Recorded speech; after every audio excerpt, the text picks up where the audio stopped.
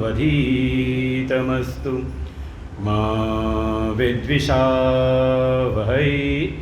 ॐ शांति शांति शांति। ॐ पार्थाय प्रतिबोधितां भगवता नारायणेन स्वयं व्यासेन ग्रथितां पुराणमुनिना मध्ये महाभारतम् अद्वैतामृतवर्षिणीं भगवतीम् अष्टादशाध्यायनीम् अम्ब त्वामनुसन्दधामि भगवद्गीते भवद्वेषिणीम्। यं ब्रह्मा वरुणेन्द्ररुद्रमरुत स्तुन्वन्ति दिव्यैस्तवैः वेदैः साङ्गपदक्रमोपनिषदैः गायन्ति यं सामगां ध्यानावस्थिततद्गतेन मनसा पश्यन्ति यं योगिनो यस्यान्तं न विदुसुरासुरगणा देवाय तस्मै नमः।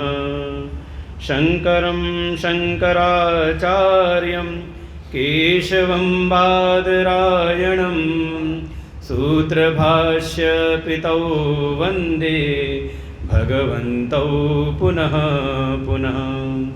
ईश्वरो गुरुरात्मेति मूर्तिभेदविभागिने व्योमवद्व्याप्तदेहाय दक्षिणामूर्तये नमः।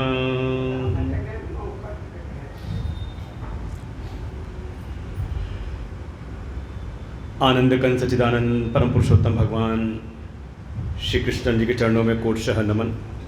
उनका ही वांग्मय स्वरूप या श्रीमद् भगवद गीता के को हृदय से प्रणाम।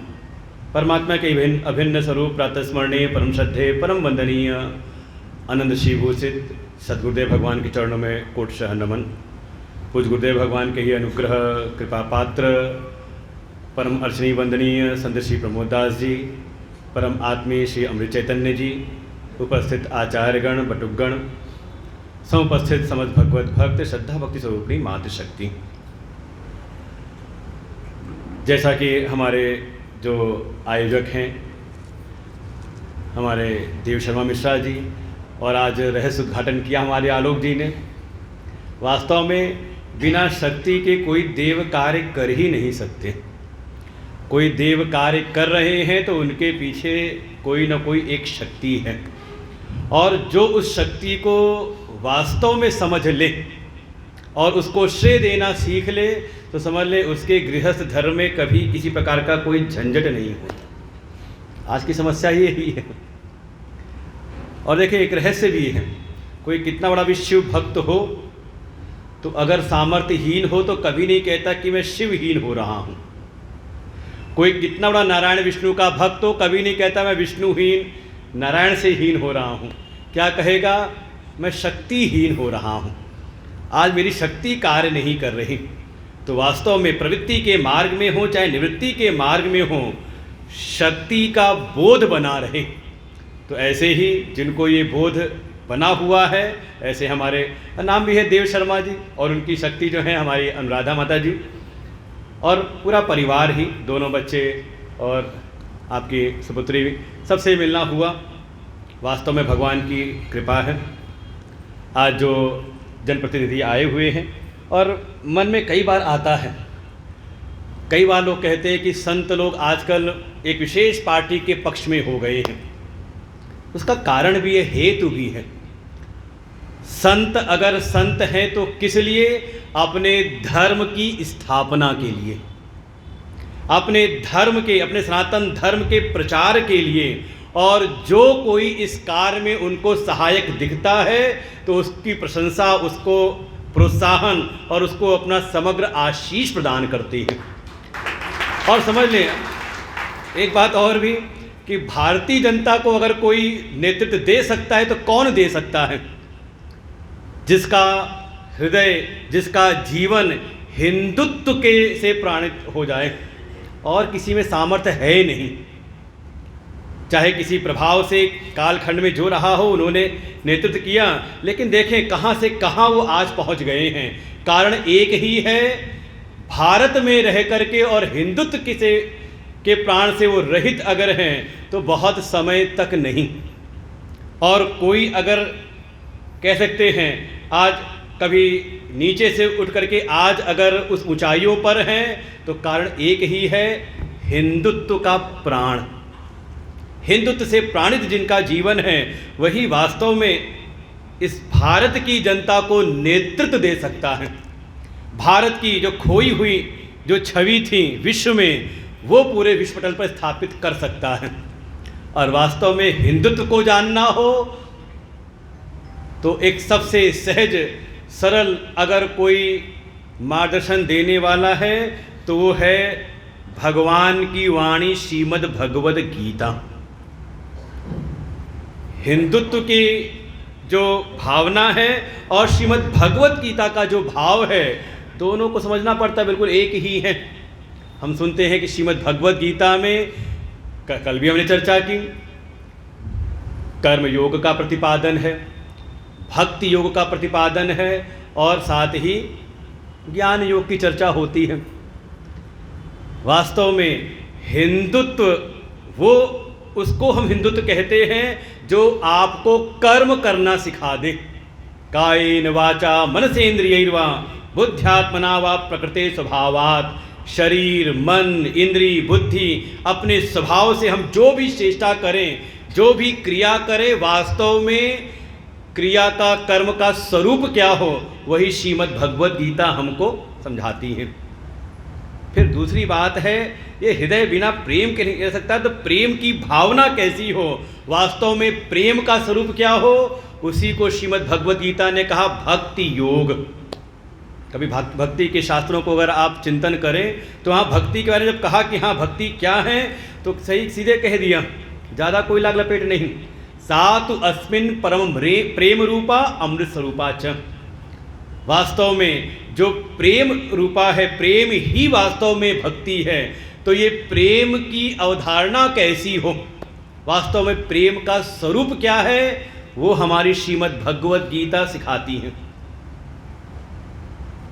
और तीसरी बात ज्ञान। ठीक है, दुनिया का ऐसा, यहाँ जितने लोग बैठे हैं ऐसा नहीं कि सब अज्ञानी हैं।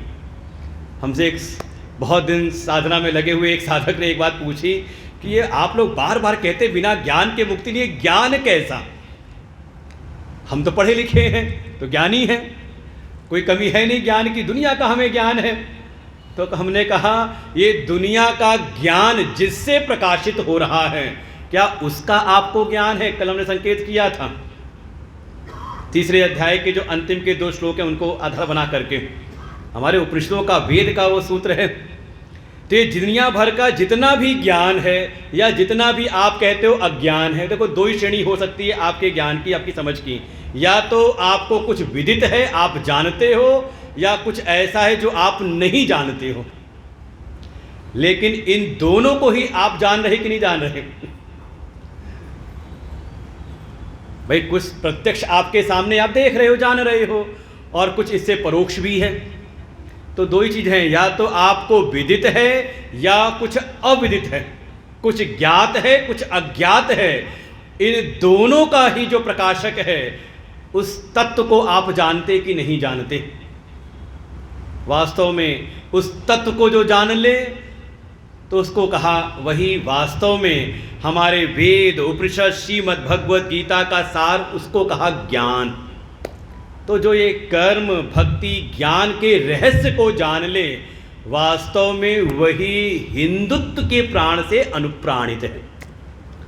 और देख के अच्छा लगता है जब कभी ऐसे जनप्रतिनिधि आते हैं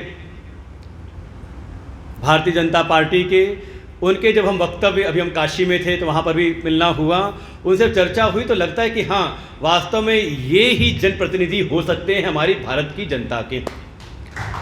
क्योंकि भारत की को अगर प्रतिनिधित्व देना है तो बिना हिंदुत्व के नहीं हो सकता। तो ऐसे ही हमारे मुन्ना भैया तो हैं ही, और उनके माध्यम से हम जिनसे भी मिल रहे हैं, कल मुलाकात जिनसे हुई, दर्शन जो हम लोग हुआ, पहले भी मिले थे हम लोग, तो उनसे भी आज आप लोग से भी मिलना हुआ। तो चर्चा का जो विषय था वास्तव में हृदय प्रसन्न होता है, इसलिए संतों का आशीष सदैव रहता है। हम प्रवेश करते हैं अपने विषय पर, श्रीमद् भगवद गीता का 4th अध्याय। तो आज हमें लगता है कि आप लोग ने हमारा निवेदन कल स्वीकार किया होगा और गीता जी लेकर के आए होंगे। तो 4th अध्याय खोल लेते हैं। श्री भगवानुवाच इमं विवस्वते योगम् प्रोक्तवानहमव्ययम् विवस्वान्मनवे प्राह मनुरिक्ष्वाकवे ब्रवीत् एवं परंपरा प्राप्तम् इमं राजर्षयो विदुः सकाले नेह महता योगो नष्टः परन्तपः स एवायं मया तेद्य योगः प्रोक्तः पुरातनः भक्तोऽसि मे सखा चेति रहस्यं हेतदुत्तमम् रहस्यं हेतदुत्तमम्। श्रीमद् भगवद गीता के 4th अध्याय का प्रारंभ भगवान के वचन से होता है। जैसे आपको स्मरण हो, 3रा अध्याय अर्जुन के वचन से था। अर्जुन ने प्रश्न पूछा और उसके उत्तर के रूप में भगवान ने 3रे अध्याय का वर्णन किया। और 3रे अध्याय का समापन कर्म योग के सिद्धांतों को समझाते हुए कर्म योग की जो परिणति है, वास्तव में कर्म योग कोई साध्य नहीं है, ये बात समझनी पड़ेगी। इस 4थे अध्याय के पहले श्लोक से जब भगवान ने कह दिया इमं योगम, इस योग को, इन योगों को नहीं, एक वचन में कहा है इस योग को। कैसा योग? जो अव्यय योग है, अर्थात अविनाशी। ऐसे इस अव्यय योग को मैंने सबसे पहले सृष्टि के प्रारंभ में सूर्य को उपदेश किया था।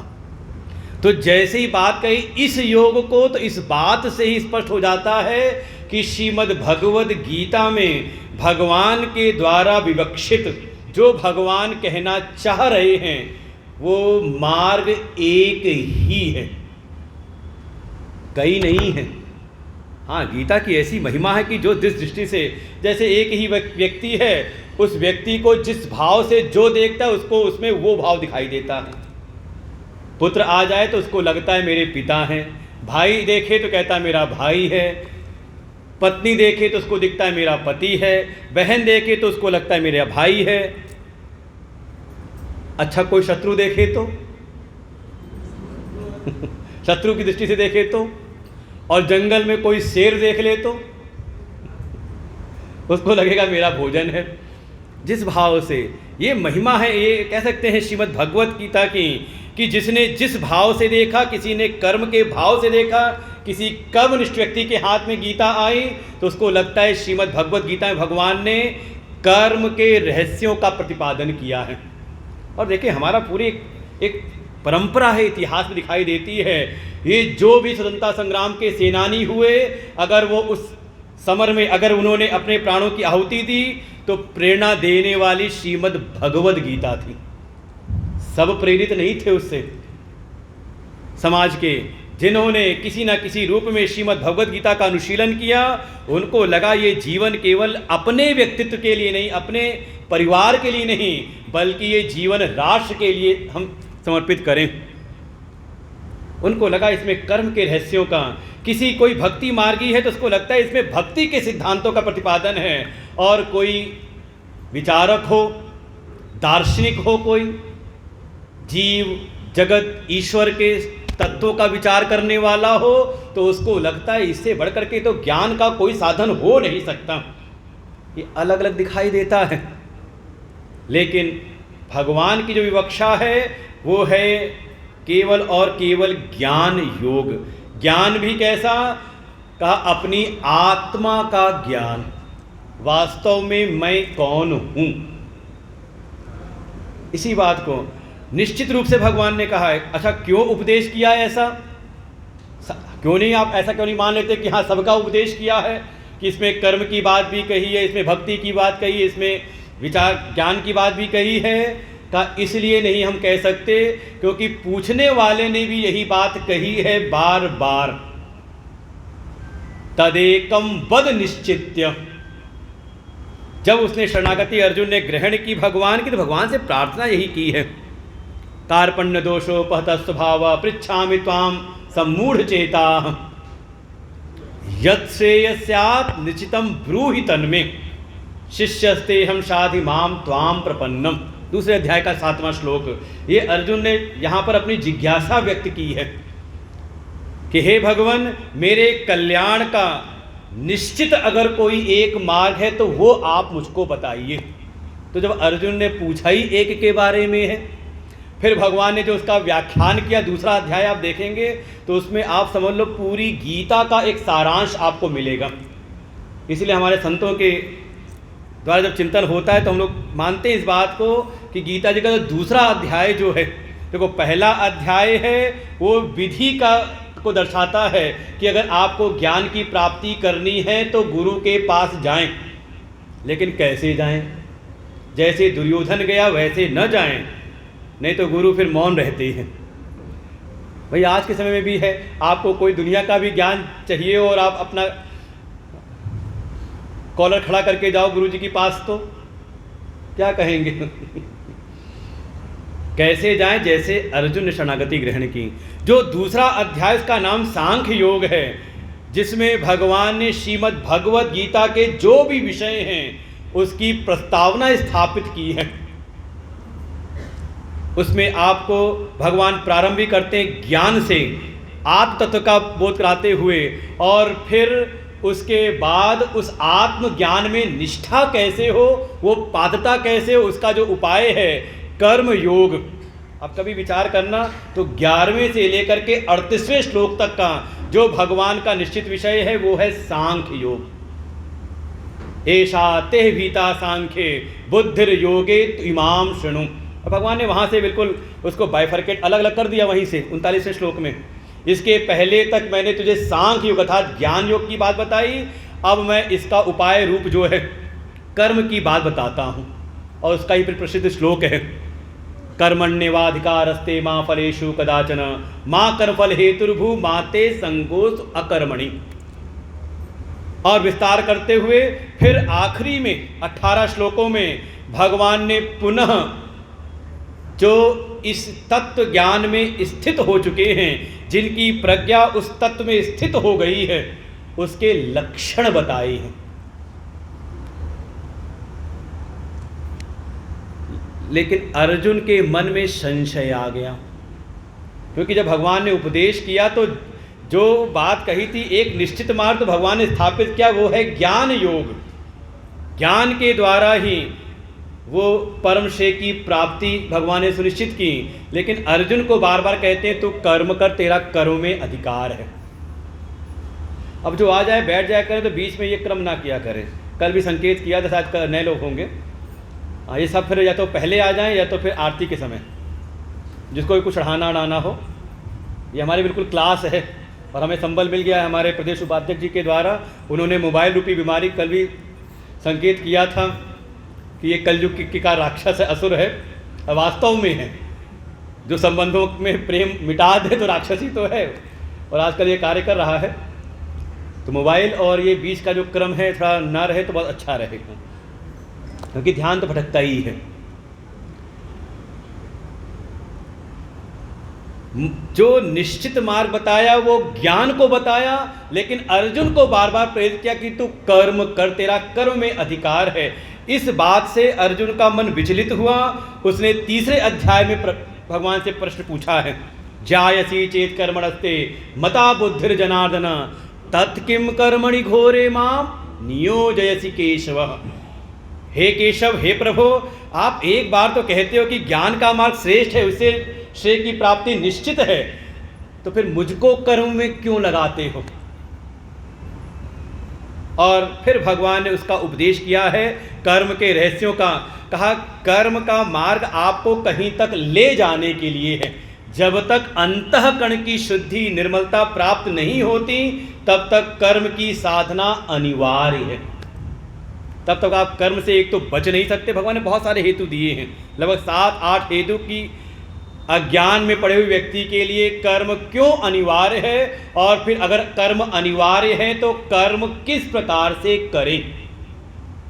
और मैंने कल संक्षेप में कह दिया था, बस एक ही सार है, अपने क्षुद्र संकल्पों को भगवत संकल्पों में, अपने संकीर्ण विचारों को थोड़ा श्रेष्ठ के लिए हम समर्पित कर दें, व्यष्टि संकल्पों को हम समष्टि के संकल्प के लिए समर्पित कर दें। इसी का नाम है कर्म योग।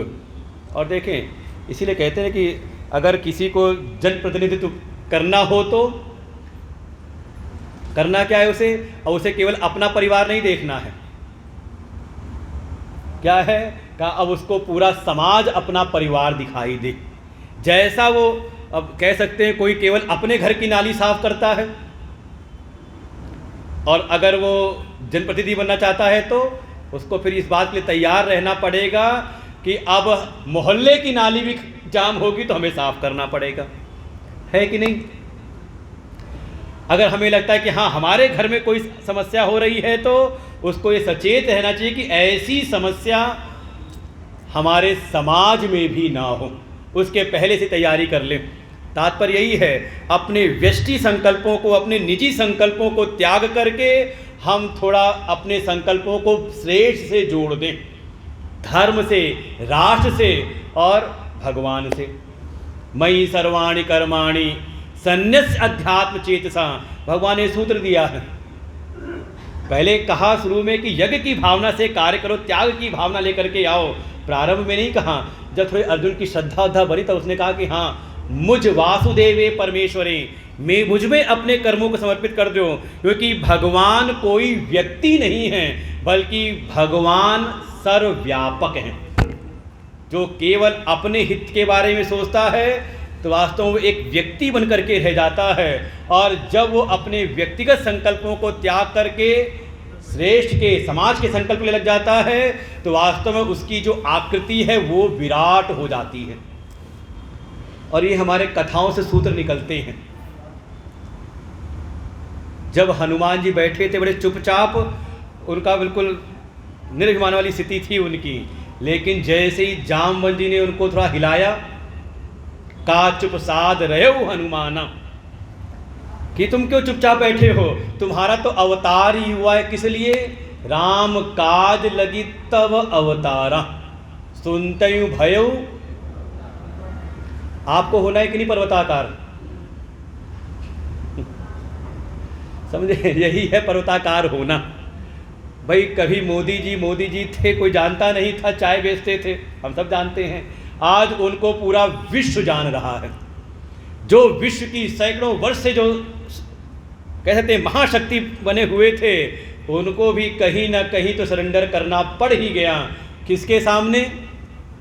कदम गौरव होता है जब ये सब बातें जब हम लोग सुनते हैं। वैसे कम ही सुनते हैं समाचार से, जितना ये दुनिया की बात से दूरी बनाए रखो उतना अच्छा है, मन शांत रहता है।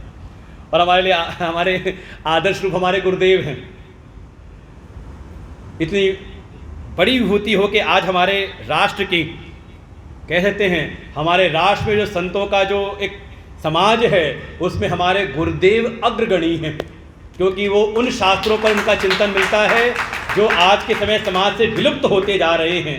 ज़्यादातर आज साधु समाज में भागवत, राम कथा, शिव कथा ये तो चलती हैं, और वो भी आजकल कितना कह सकते हैं विकृत रूप में हो चुकी है, तो क्या कहा जाए।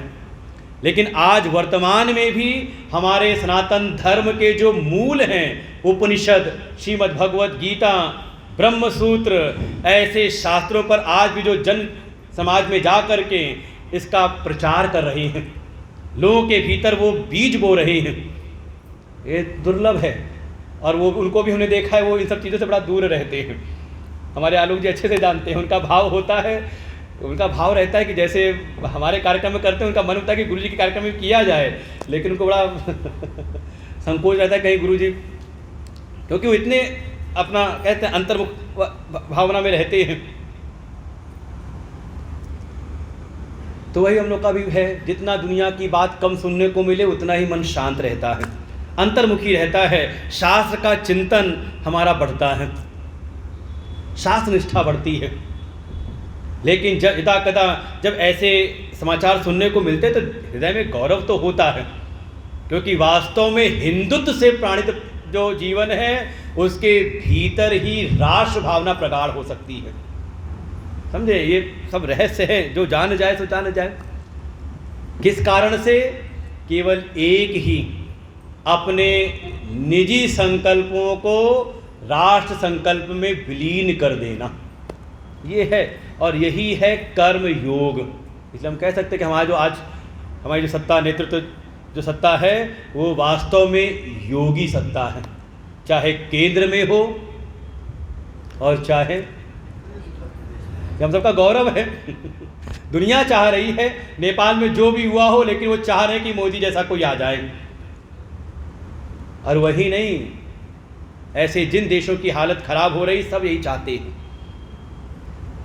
और वही स्थिति हमारे देश के अंतर्गत सभी प्रदेश चाह रहे हैं कहीं ना कहीं, हाँ, कि हमें भी कोई योगी जैसे मिल जाएं। योगी ही वास्तव में नेतृत्व प्रदान कर सकता है। केवल यही कि हाँ, अपने निसंकल्पों को समष्टि संकल्प में विलीन करें, यही है कर्म योग। और परिणाम क्या है? जब कोई इस योग से जीवन जीता है तो उसके भीतर ही वो पात्रता आती है। देखो, सूर्य का प्रतिबिंब सब जगह पड़ता है, लेकिन अनुभव किस में होगा? का कोई जल कुंड हो, कोई दर्पण हो, उसमें ही सूर्य का प्रतिबिंब पड़ता है। छाया उसकी पृथ्वी पर ही पड़ रही है, लेकिन जिसमें वो सूक्ष्मता है उसमें ही वो सूर्य प्रतिबिंबित होता है। ऐसे ही वो जो आत्म चैतन्य है वो तो सर्वव्यापक है, लेकिन उसका अनुभव कहाँ होगा? स्पष्ट रूप से कहा, जो योग की साधना, कर्म योग की साधना के द्वारा जो अंतःकरण परम निर्मल हो जाता है। निर्मल मन जन सो मोहि पावा, मोहि कपट छल छिद न भावा। इसलिए कर्म योग का उपदेश करते हुए भगवान आ जाते हैं ज्ञान पर ही, और वो 2 श्लोक जो तीसरे अध्याय के हैं वही वास्तव में इस श्रीमद् भगवत गीता का योग है। आत्मनिष्ठा, आत्मस्वरूप का बोध।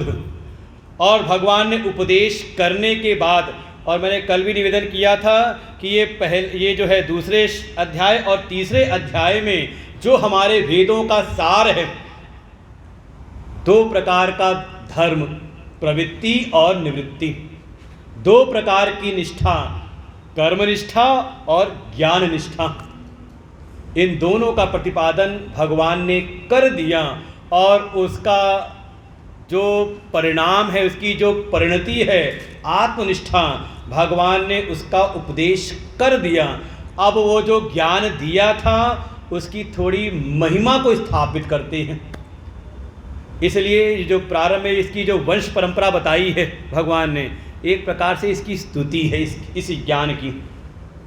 इमं विवसते योगम, भगवान कह रहे, हे अर्जुन, ये जो योग, कैसा योग? अव्यय योग। अव्यय योग माने ये मत कह देना कि ये जो योग बता रहे, ये बिल्कुल जो साधन बता रहे ये अविनाशी है, क्योंकि अभी अगले श्लोक में कह देंगे योगो नष्टः परंतपः, वो योग कुछ समय बाद धीरे धीरे नष्ट होने लगा। साधन नहीं, बल्कि इस योग का जो फल है वो है अव्यय। इस योग के द्वारा जो आत्मनिष्ठा है, जो मुक्ति है, वास्तव में वो अविनाशी है। एक बार कोई प्राप्त कर ले तो उसको फिर वापस संसार की गति नहीं होती।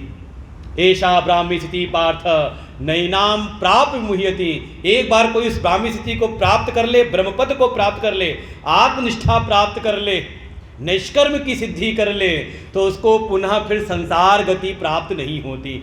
तो कई बार समाज में भी ऐसा होता है, परिणाम से साधन का नामकरण हो जाता है, नहीं होता। किसी से हमने पूछा, फोन पर बातचीत करते, हमने कहाँ हो, तो कहा पुरी में है। हमने कहा अभी तो तुम मिले थे, 2 घंटे पुरी में कैसे पहुंच गए तुम? तो कहा पुरी को जाने वाली ट्रेन में बैठे हैं। कभी कहा कि नहीं कहा?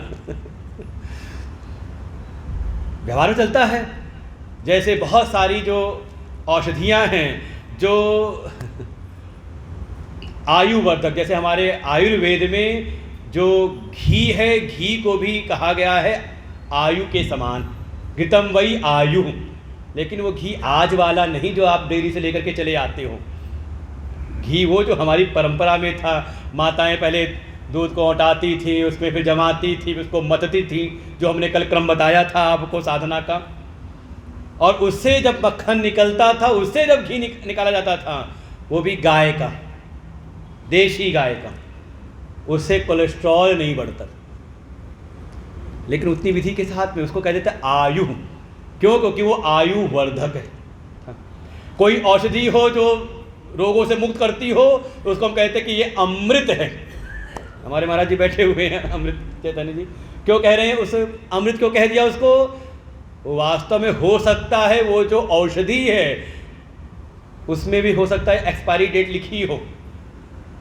वो औषधि नहीं, बल्कि औषधि का जो फल है, अमृतत्व, रोग से मुक्ति, तो हम कह देते कि हाँ ये भी अमृत है।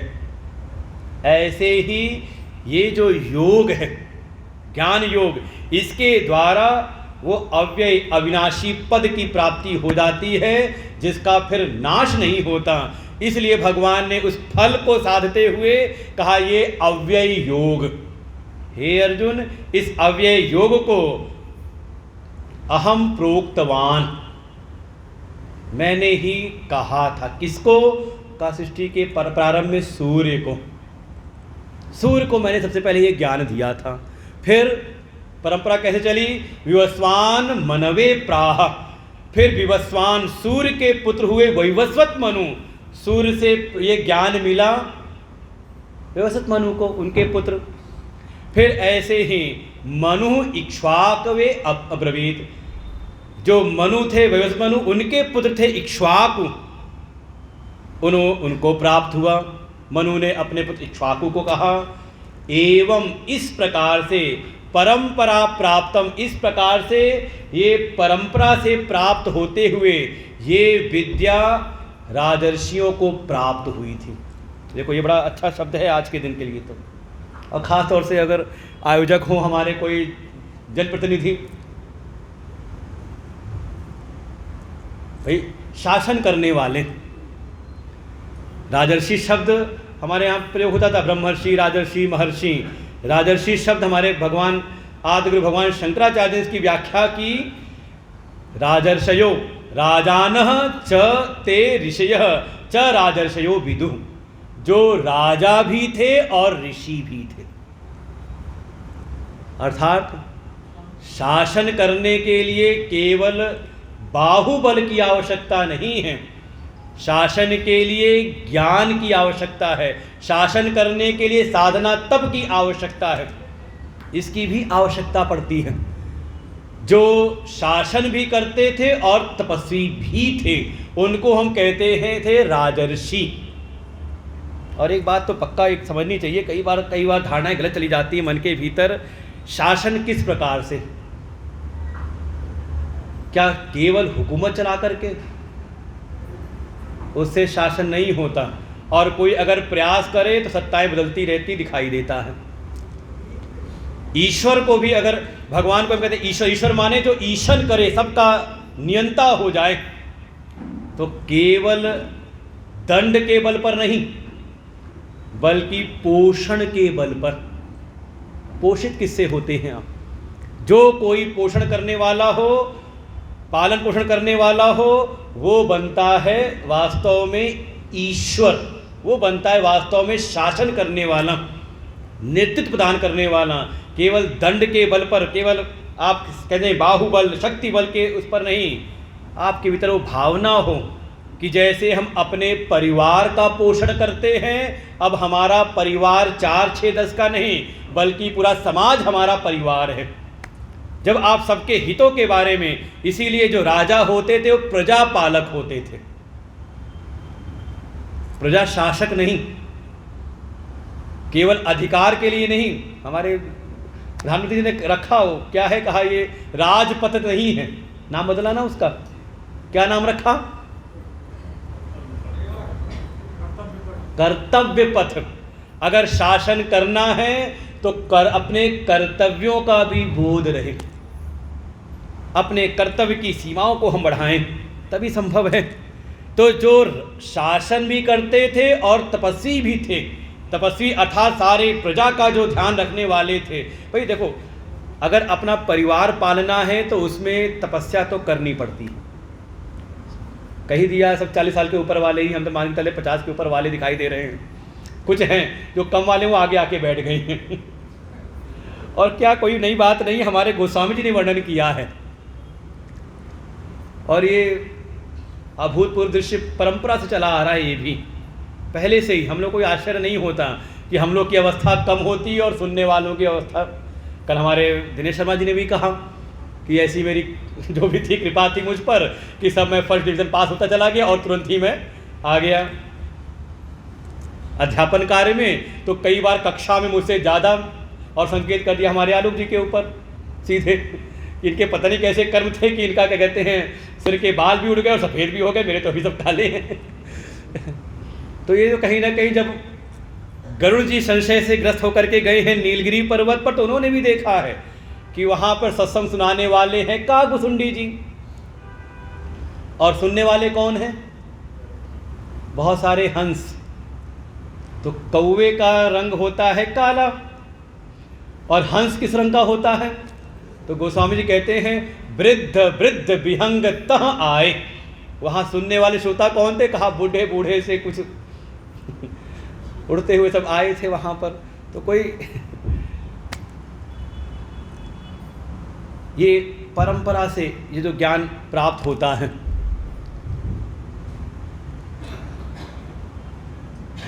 भगवान ने सूर्य को दिया, सूर्य ने अपने पुत्र मनु को, मनु से मिला इक्ष्वाकु को, और ऐसे ही परंपरा से ये जो विद्या थी ये राजर्षियों में व्याप्त थी।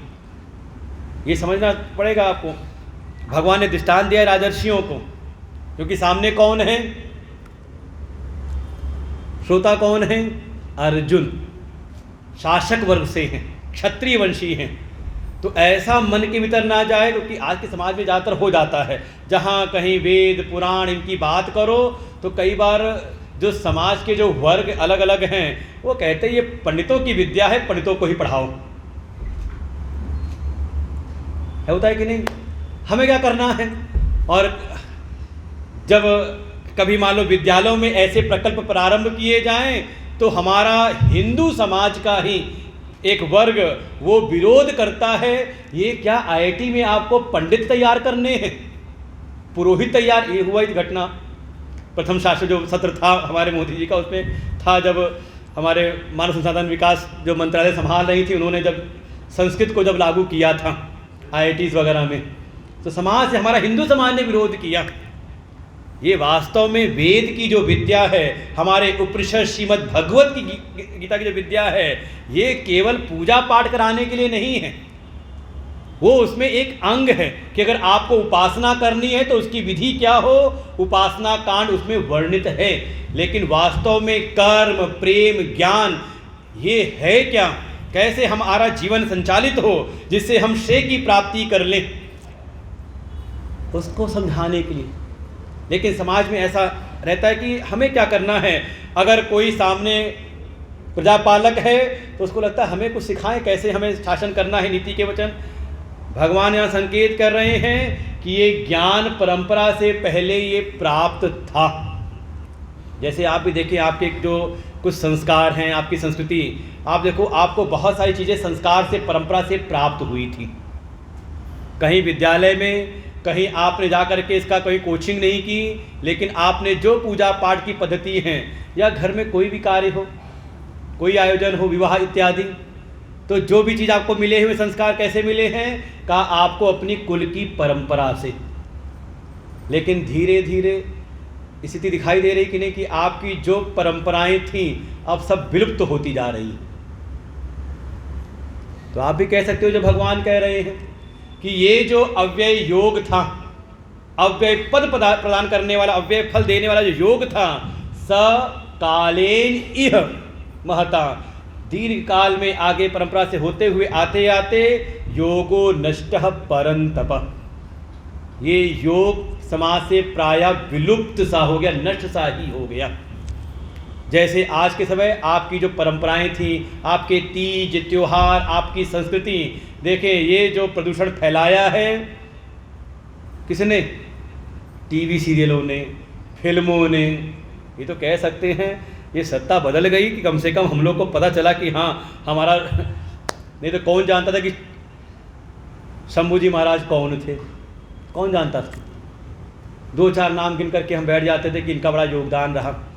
समझे? अगर आज हम हिंदू धर्म में हैं, वास्तव में हम हिंदू आज अपने जो भी संस्कारों का पालन पोषण कर रहे हैं, तो इसमें बड़े बड़े शूरवीरों का इसमें योगदान रहा है, जो किसी भी स्थिति में झुके नहीं। चाहे शरीर का एक एक कतरा निकाल लिया गया, लेकिन उन्होंने अपने धर्म का त्याग नहीं किया। उनकी धरोहर है कि आज हम भी अपने सनातन धर्म का जो भी पालन करने को हम आज उपस्थित हैं।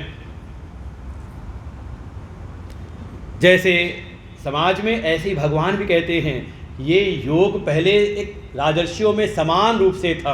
अरे हमारे उपनिषदों में वर्णन आता है, भाई राजा जनक कौन थे, जिनकी पूरी परंपरा ही कही गई, विदेह परंपरा कही गई उनकी।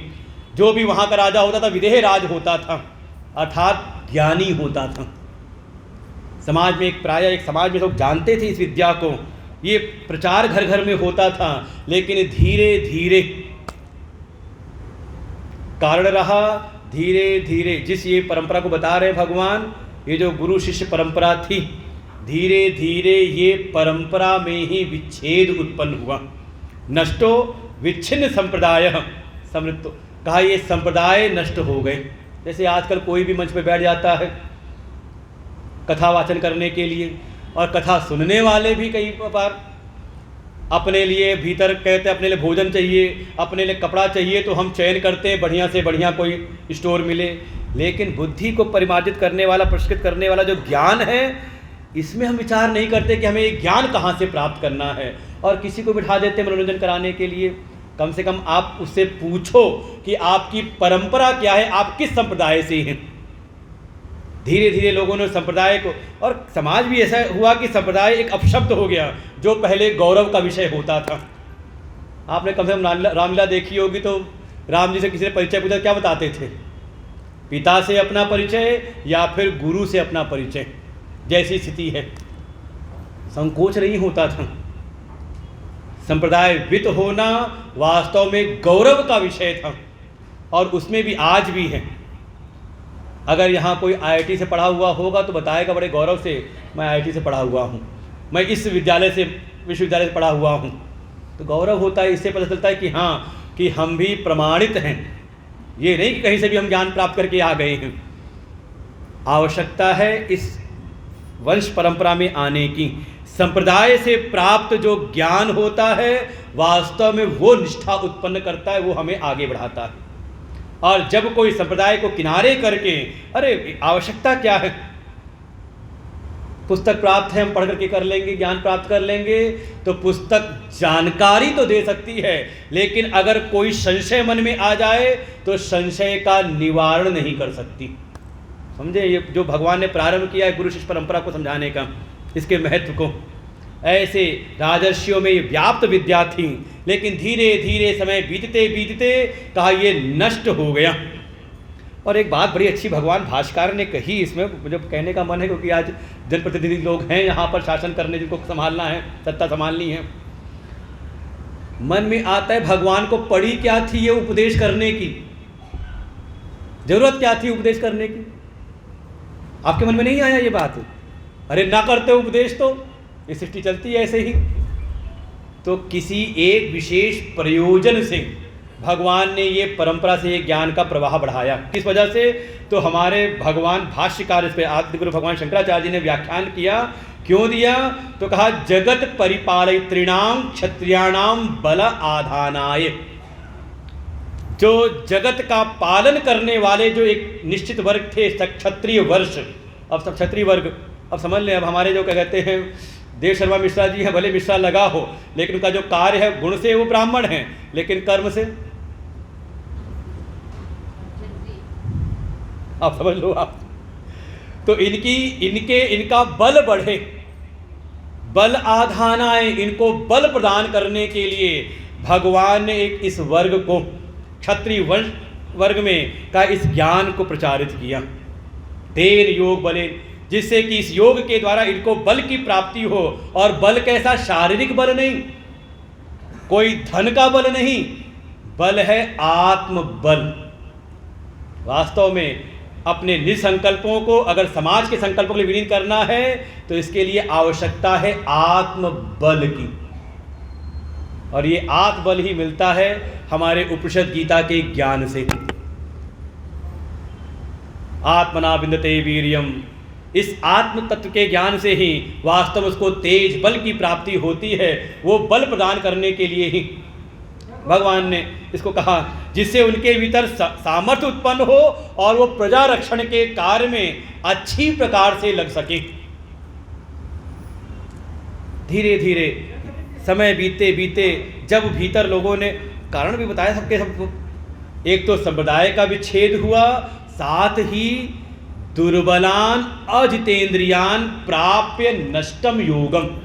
जब ये योग, ये ज्ञान दुर्बल अर्थात कर्म योग से अनुप्राणित जीवन ने को जब ये ज्ञान नहीं मिला, इसीलिए आवश्यकता है कोई भी श्रेष्ठ ज्ञान है तो ज्ञान सामर्थ्यवान को दिया जाए।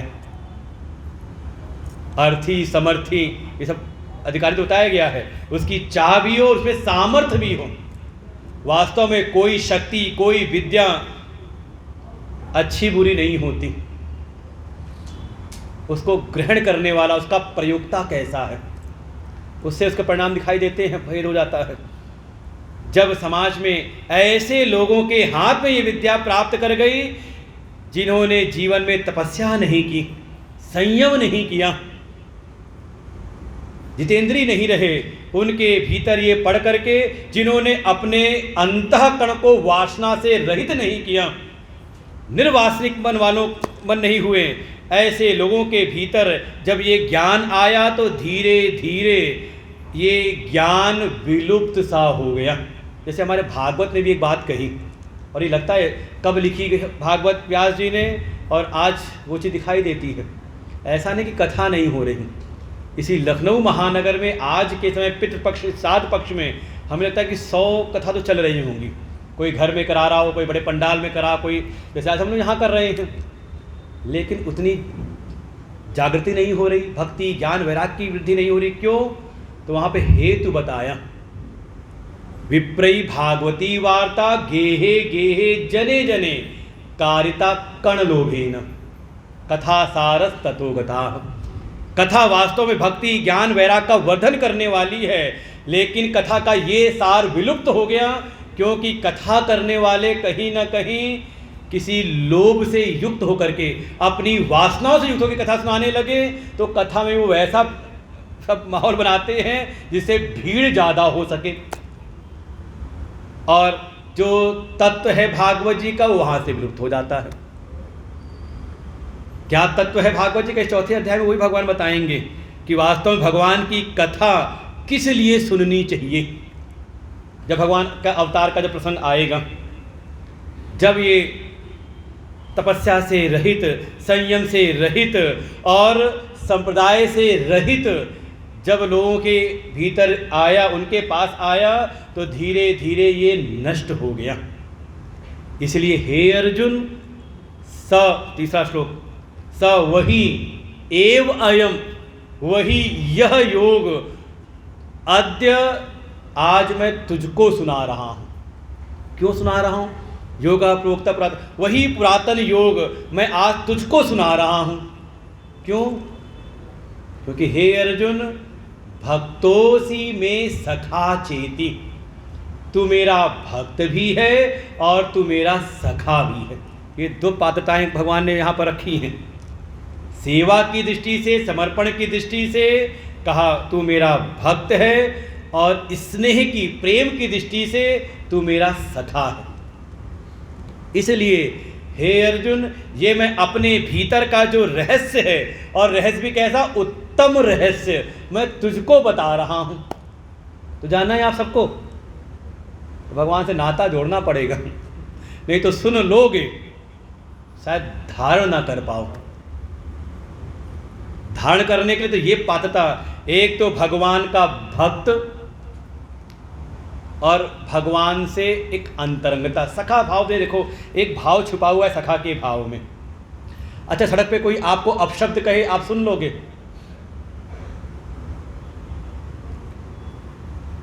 आपको आती होंगी वो कला, तो आप चार उनको भी दे दोगे, और अगर सामर्थ्य ज़्यादा होगी तो हो जाता है दो चार पीट पाट भी दोगे। लेकिन आपके चेहरे पे कोई सामने वाला गाली दे रहा है और आप मुस्कुरा रहे हो, तो क्या कारण हो सकता है? कारण ये हो सकता है सामने वाला आपका कोई खास कोई अंतरंग मित्र हो, कि वो आपको गाली भी दे रहा है। अरे गाली सुनना भी अच्छा लगता है, गाली गाई जाती है एक निश्चित समय पर, और उस समय नेक दिया जाता है गाली सुन करके। क्यों? क्योंकि संबंध है। सखा भाव में एक भाव निहित रहता है कि कोई हित की बात हमारे गुरु बताएं, हमारे माता पिता बताएं, हमारे संत बताएं, तो कई बार वो भीतर प्रवेश नहीं करती, अच्छी नहीं, अनुकूल नहीं लगती। लेकिन हमारा कोई अंतरंग मित्र हो, वो हमारे अहित की बात भी कह दे तो उसमें हमें अपना हित दिखता है कि नहीं? भाव ये है सखा भाव में भगवान से, ऐसा नहीं कि कोई मित्रता, वैसे ये अधिकार भक्त का नहीं कि भगवान को सखा बना सके। इसलिए जब भी भगवान के सखाओं की बात चली है तो वहाँ परिचय दिया है कि भगवान के मित्र हैं, अर्थात भगवान उनको अपना मित्र मानते हैं। किसी भक्त का नहीं कहा कि अर्जुनस्य मित्र। आप चाहे भागवत पढ़ो तो वहाँ दो मित्रों की चर्चा चलेगी, एक उद्धव और दूसरे सुदामा, और दोनों को परिचय आप पढ़ेंगे तो उद्धव जी के लिए आएगा कृष्णस्य दयितः सखा। जो भागवत के अनुशीलन करने वाले हो पढ़ना वहाँ पे उद्धव दसम स्कंद में कृष्ण के अंतरंग मित्र हैं। और जब सुदामा की बात आएगी तो वहाँ भी कहेंगे कृष्णस्यासीत सखा कश्चित, कृष्ण के कोई मित्र हैं, वो आए हैं द्वारिका, उनकी बात चलती है। ये अधिकार ऊपर वाले का है। ऊपर वाला आपको स्नेह से अपना आत्मीयता भाव दे दे, आत्मीय भाव, हाँ, आपकी हृदय की भावना को देख करके कि आपका दृढ़ विश्वास कितना है। वास्तव में प्रेम की अंतरंगता भी जब एक कहते हैं कि जो तीव्रता होती वो होती विश्वास पर। जहाँ आपका विश्वास प्रबल हो जाए उससे आपका जो एक अपनापन है, अपनत्व है, बढ़ जाता है। और अपनत्व ना हो, विश्वास ना हो तो फिर दिक्कत रहती है विश्वास करने में। तो ये हैं, एक तो सेवा समर्पण की भावना से तू मेरा भक्त है और मुझ पर दृढ़ विश्वास तेरा, और सखाओं पे विश्वास रहता है। देखो कितनी बातें ऐसी होती हैं आप अपने घर में ना बताओ, अपने माता पिता भाई बहन पत्नी पुत्र ना बताओ, लेकिन मित्र को सब बता देते हो आप, तो कुछ तो है संबंध में। ऐसी अंतरंगता जिसकी हो जाए, ऐसा समर्पण और भगवान से के प्रति के भगवान और अपने बीच कोई कपट कोई पट न रखना, बिल्कुल ऐसा भाव उनसे हम सब बात कह सके। जब ऐसा समर्पण हो जाता है तो भगवान कहते हैं वो मेरे इस ज्ञान को जानने का अधिकारी बनता है। अर्जुन तू ऐसा है इसलिए तुझको मैं उत्तम रहस्य बता रहा हूँ। रहस्यम हे तदुत्तमम, तुझको ये बात बता रहा हूँ। उत्तम रहस्य की बात है। कैसा रहस्य? अब इसको थोड़ा जोर लगाना पड़ेगा। ये रहस्यमय ज्ञान है तो रहस्य क्यों कहा इसको? रहस्य इस कारण से कह दिया ये सारे जगत को किससे देखते हो आप? कल का क्रम याद रखें, अंतिम के 2 श्लोक। आप कहते हो हमने आँखों से देखा, कानों से सुना, जिह्वा से किया, ठंडा लग रहा है ना, वातानुकूलित है, कैसे? त्वचा से जान रहे हो ना, कैसे? आप कहते हो इंद्रियों से। इंद्रियों को भी कैसे? अगर मन न जुड़ा हो उससे इंद्रिय से तो कहते हो मन से। और मन को भी किससे? कहा बुद्धि वृत्ति से। और बुद्धि को किससे? आत्मा से। जो बुद्धे परतस्तु सा, जो बुद्धि से भी परे है। तो कह सकते हैं संसार की सारी ये जितनी भी वृत्तियां विषय हैं, इसको हम जानते हैं बुद्धि से। और जो बुद्धि को भी प्रकाशित करने वाला बुद्धि से परे है, आत्मा। जो स्वयं बुद्धि से परे है, कहा सबको प्रकाशित करने वाली उस आत्मा को कोई जान ले, कैसे जानेगा? समझ में आ रही बात? सारे जगत को प्रकाशित जानने वाली जो है बुद्धि, और बुद्धि की सारी वृत्तियों को प्रकाशित करने वाली जो आत्मा है वो स्वयं बुद्धि से परे है। तो उसको आप कैसे जानोगे? क्योंकि आप जो जान रहे हो बुद्धि से जान रहे हो। जरा इसको जगाना पड़ेगा। अब ये नहीं कि ठंडी ठंडी हवा खा कर सो जाओ आप। ये तो एसी कम कराना पड़ेगा, कुछ ठंडा ज़्यादा लग रहा है। समझ आ रही बात? सारी, हाँ पंखे बंद कर सकते हैं। हाँ, अब पंखे पे ध्यान ना जाए। पंखे को भी हम जान रहे हैं कि पंखा बंद हो रहा है, धीमा हो रहा है, कि ठंडा लग रहा है, कि क्या कर रहा है। कैसे जान रहे हो? बुद्धि से। और बुद्धि भी प्रकाशित हो रही किससे? का जिस चैतन्य आत्मा से प्रकाशित हो रही है वो बुद्धि से परे है। तो कैसे आप जान लोगे उसको? भाई जो बुद्धि के का विषय बन सके उसको तो आप अपनी बुद्धि से जान सकते हो, लेकिन जो बुद्धि से भी परे हो उसको कैसे आप जानोगे? का उसको आप अपने विवेक की सामर्थ्य से नहीं जान सकते। इसलिए आवश्यकता है बताने वाले गुरु की, लखाने वाले किसी गुरु की। समझो ये मेन सूत्र है ये 3 श्लोकों का। ये बात समझ में आ जाए तो आगे की रफ्तार बढ़ती चली जाएगी। इसीलिए गुरु शिष्य संबंध की आवश्यकता है।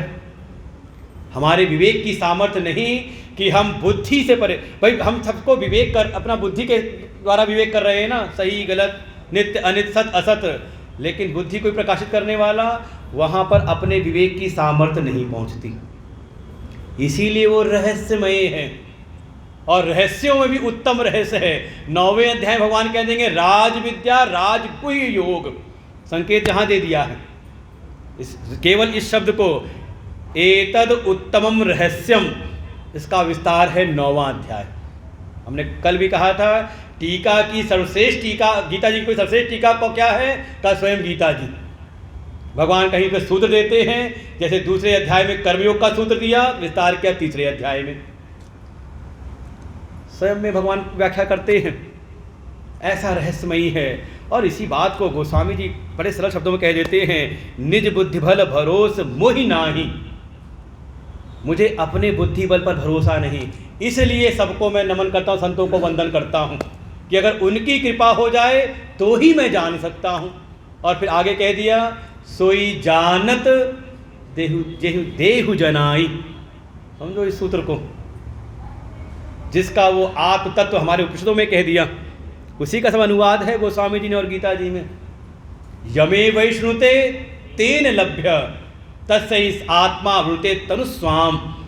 जिसको वो परम तत्व जिसका वर्ण कर लेता है, वास्तव में उसके सामने ये सारे उत्तम रहस्य वो परम तत्व स्वयं प्रकट कर देता है। अब परंपरा को दूसरा देखो, दूसरी तरफ से क्या बताया?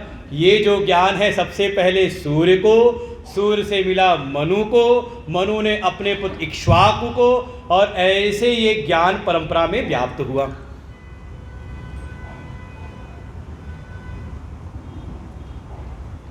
ऐसे ही भीतर जो अपना आत्म चैतन्य है, जो ब्रह्म सत्ता है, ब्रह्म तत्व है, वही शरीर के सापेक्ष व्यष्टि में देखें उसी को कहा आत्मा। उस आत्मा का प्रतिबिंब पड़ा किस पर? सूर्य रूपी बुद्धि वृत्ति में सबसे पहले, और जैसी बुद्धि में पड़ा उसके द्वारा ही फिर आगे अंतःकरण प्रकाशित होता है मन। तो सबसे पहले वो आत्म चैतन्य प्रतिबिंबित हुआ बुद्धि में, बुद्धि से मन में, और मन में इच्छा के द्वारा इंद्रिय द्वार से फिर जगत में प्रकट होता है। एक क्रम है। जैसे पानी गर्म करना हो तो कैसे करोगे? कैसे गर्म होगा? अग्नि से। तो एक लोटा पानी लेकर अग्नि पे डाल दो। कहा नहीं, अग्नि पे चढ़ाओ पतीला, पतीला पे चढ़ाओ पानी। तो पहले अग्नि के ताप से पतीला गर्म होगा और पतीले से फिर गर्म होगा जल, है ना। तो ऐसे ही ये ज्ञान आपके भीतर है। अज्ञान दशा में जब हमारा चित्त संसार की वासनाओं से पूरित रहता है तो ये ज्ञान प्रकट नहीं होता। और किसी सद्गुरु कृपा आप पर हो जाए, इसीलिए जो संत हैं, जो सद्गुरु हैं, वो आपके अज्ञान रहित वासनाओं का निवारण करते हैं।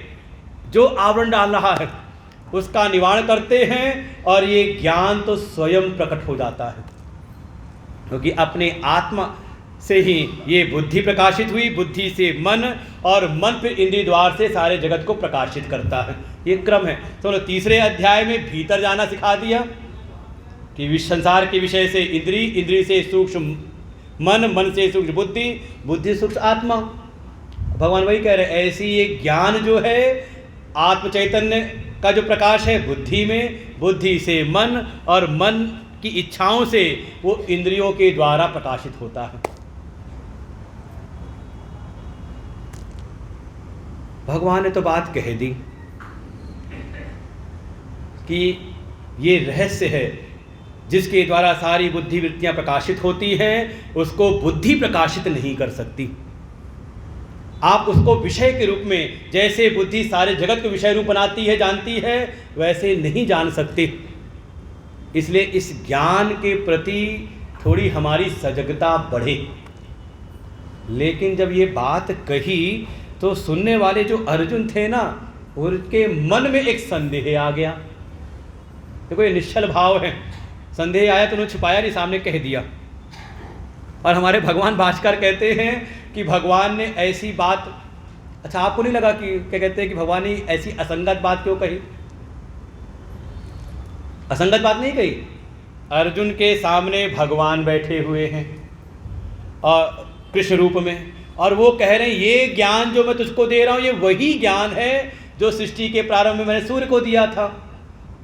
सूर्य से उसके पुत्र वैवस्वत मनु को मिला, वैवस्वत मनु से इक्ष्वाकु, और ऐसे परंपरा से प्राप्त होते हुए चल रहा था, जो नष्ट हुआ, लुप्त हो गया समाज से।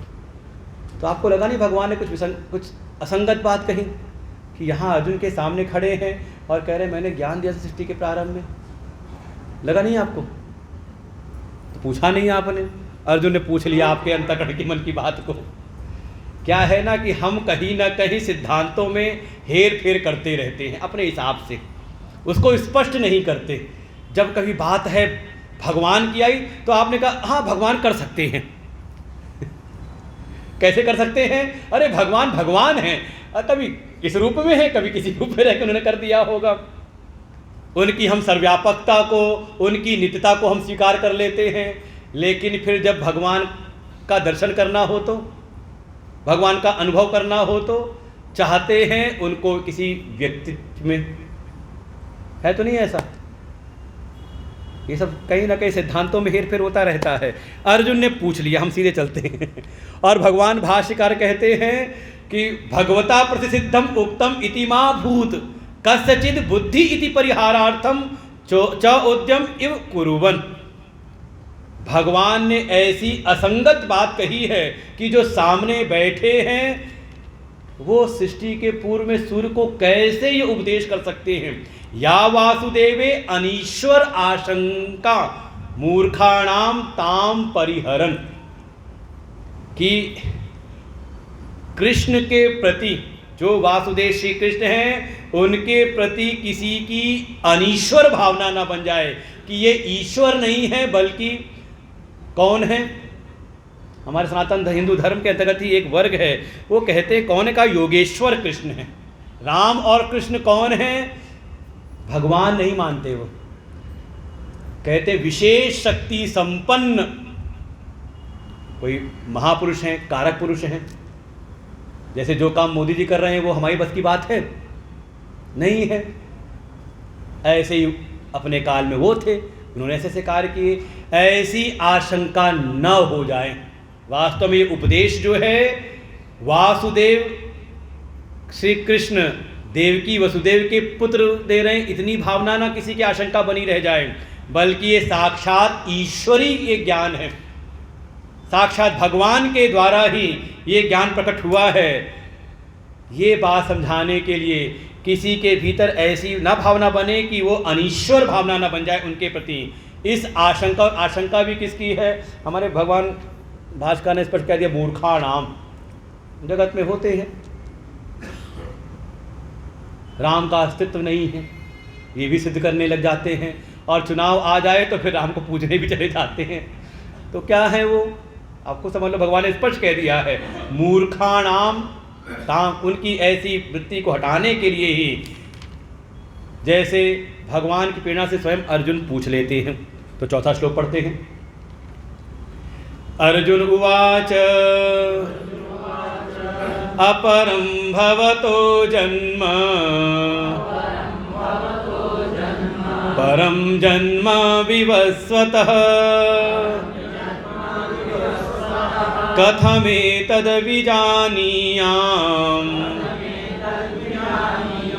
त्वमादौ प्रोक्तवानिति। अर्जुन ने अपनी जिज्ञासा व्यक्त की, हे प्रभु, ये आपने जो बात कही है कुछ जमी नहीं, साफ साफ सीधे सीधे। क्यों नहीं जमी? आप कह रहे हो कि आपने ये अविनाशी योग, ये अविनाशी ज्ञान आपने सृष्टि के प्रारंभ में सूर्य को दिया था। कुछ हजम नहीं हुई बात। क्यों नहीं हुई? क्योंकि अपरम भवतो जन्म, आपका जो जन्म है वो तो अभी हुआ है।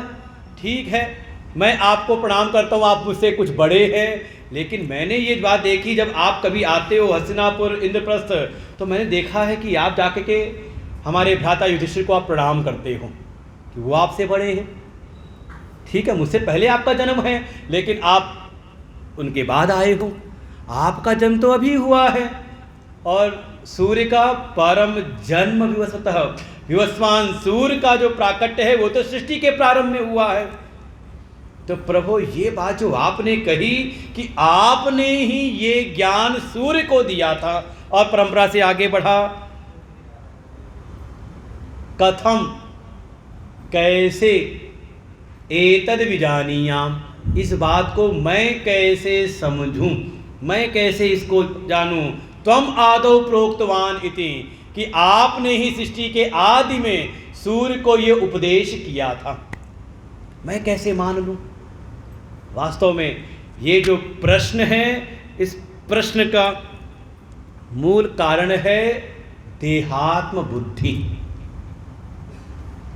देखो, जो उपदेशक है वो तो आत्मनिष्ठ है, और जिज्ञासु के भाव से, जिज्ञासु के समर्पण भाव से, उसकी श्रद्धा भाव से वो आता है थोड़ा अपने से नीचे स्तर पर, देह में आता है, क्योंकि आत्म भाव में रह के उपदेश नहीं हो सकता।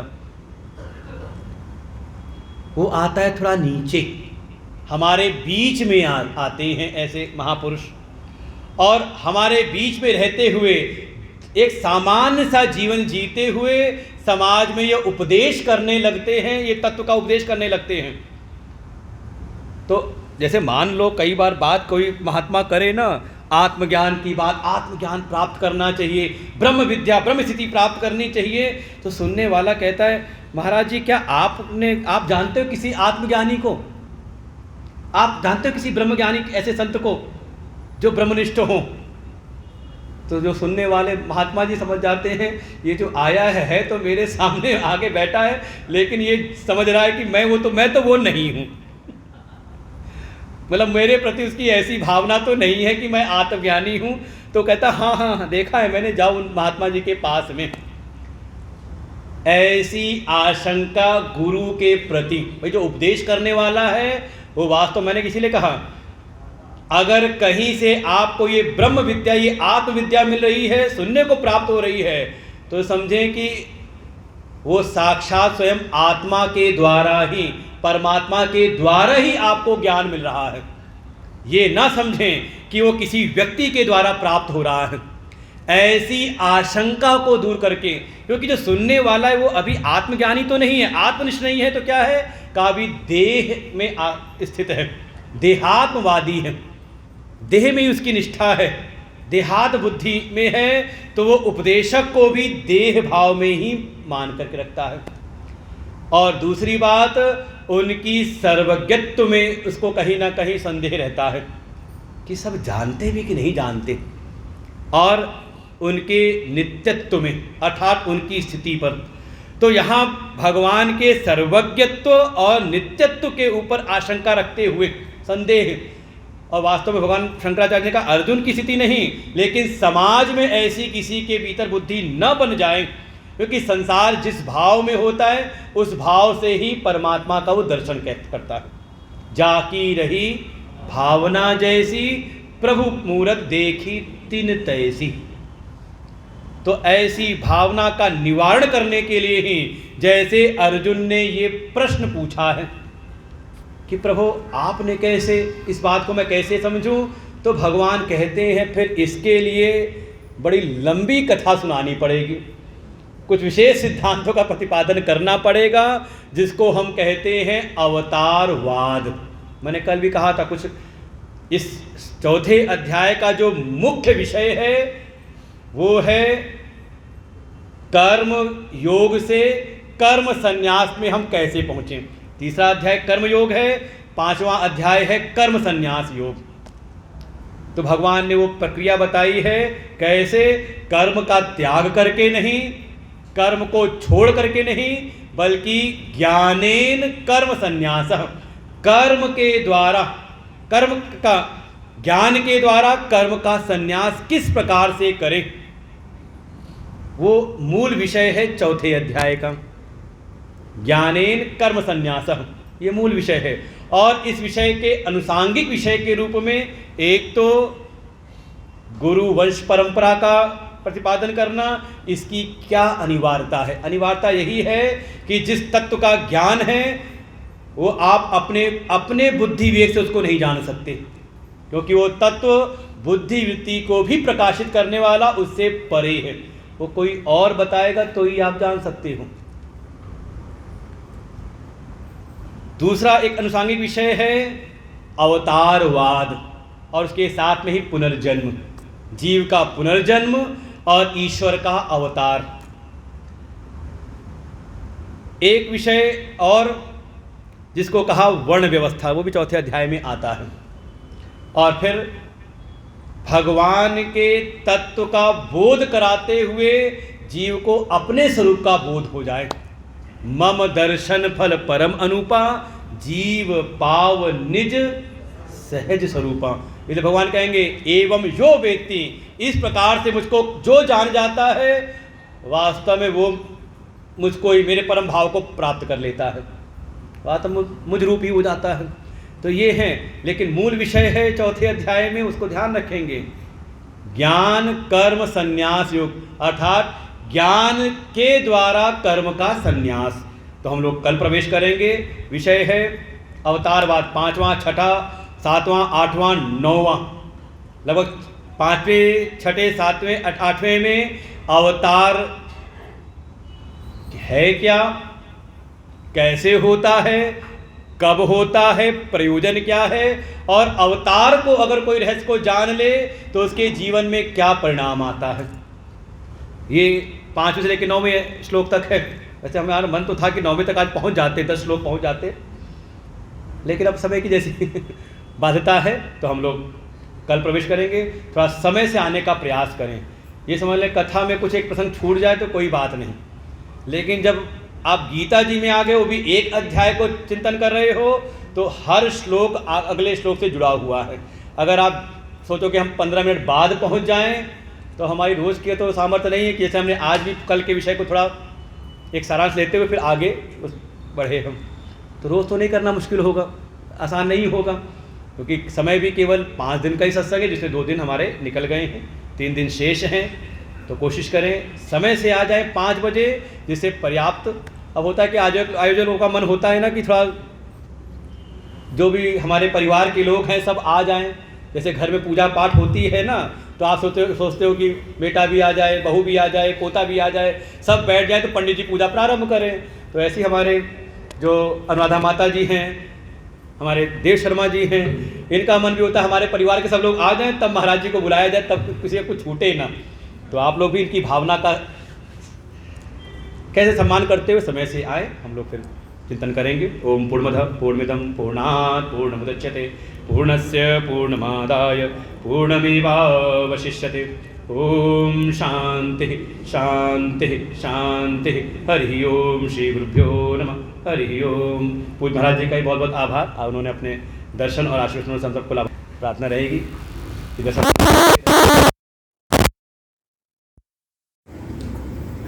बोलिए व्यास भगवान की, बोलिए श्री सद्गुरुदेव भगवान की। ऐसा बहुत कम होता है कि राजनीतिक क्षेत्र की कोई विभूति हो और एक एक शब्द का सत्संग और जमीन पर बैठ कर सुना। माधव सभागार में गुरुदेव भगवान के 12 कार्यक्रम हुए और उसमें भारत के सिरस्थ लोग आते थे। कुछ आधा सुन के चले जाते थे, कुछ 15 बार चले जाते थे, कोई एक आध भले बैठ जाए। लेकिन आज आदरणीय श्री ब्रज बहादुर जी ने हमारे बीच में पूरा एक बार जोरदार प्रदर्शन से करना चाहिए। और उनके पास में भगवान दिनेश जी भी हमारे परिवार के ही हैं। आप सभी का बहुत बहुत साधुवाद। और अब आरती के लिए